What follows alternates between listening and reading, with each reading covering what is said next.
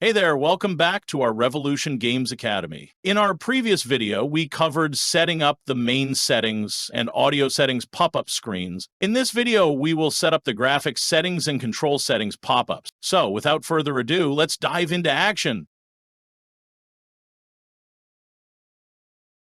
As we saw in the previous tutorial, it's really simple to create pop-ups for our graphics and control settings. Just select the audio pop-up, duplicate it by pressing Ctrl+D, rename it, and remove the unnecessary game objects within the duplicated pop-up. Once done, change the title to Graphics and adjust its position and Rect Transform. In our scenario, we've used the graphics settings screen to choose the quality options such as low, medium, and high. To enable that, let's begin by creating a Text Mesh Pro component that will serve as the label. It is a good practice to create an empty game object first for grouping. This keeps your scene organized and allows you to control the entire group with a single transformer script.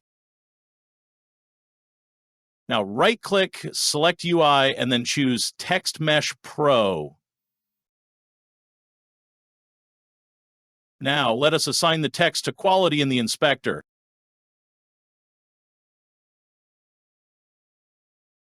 You can also set the color to black and adjust the font properties, position, rect transform, etc., just as we've seen in our previous lecture to fit our requirements.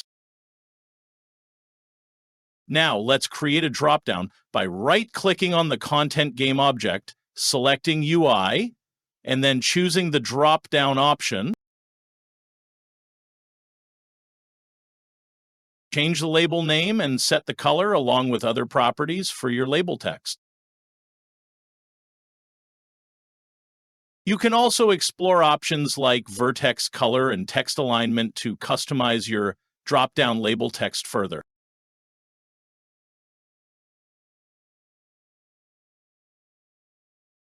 Our dropdown will consist of high, medium, and low options. To display these options, scroll down in the inspector window, locate the options section of the dropdown component, and type in the options that you want to display in the UI.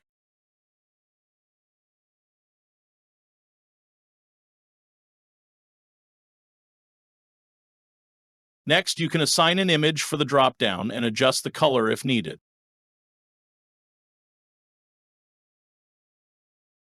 In Unity, if the source image already has a color other than white, changing the vertex color will blend with the base color of the image, resulting in a different color. Feel free to experiment with this.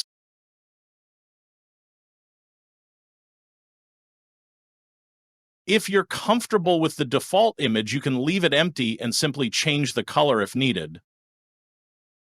Make sure to adjust the position and rect transform as needed.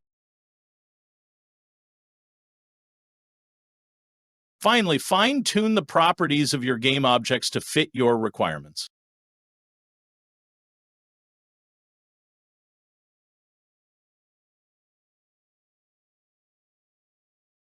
Click the play button to test your UI in the game view.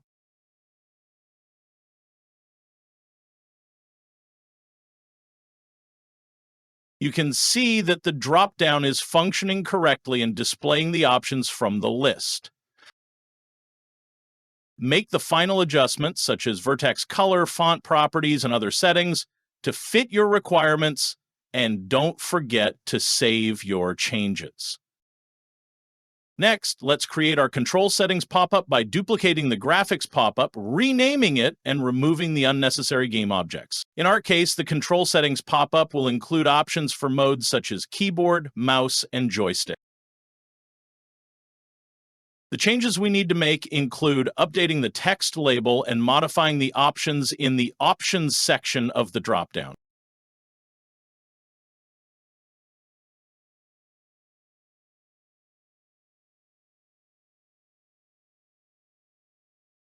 Once we've set up the UI for the controls pop-up, test it to ensure the dropdown is working.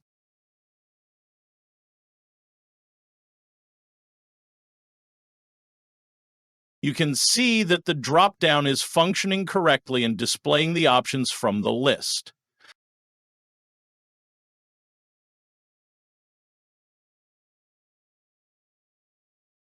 Make sure your UI is responsive to different resolutions in the game view.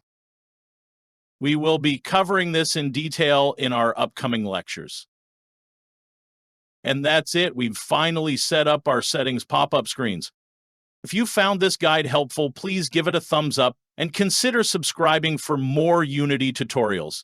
In the next video, we will be adding a mini-map to our game.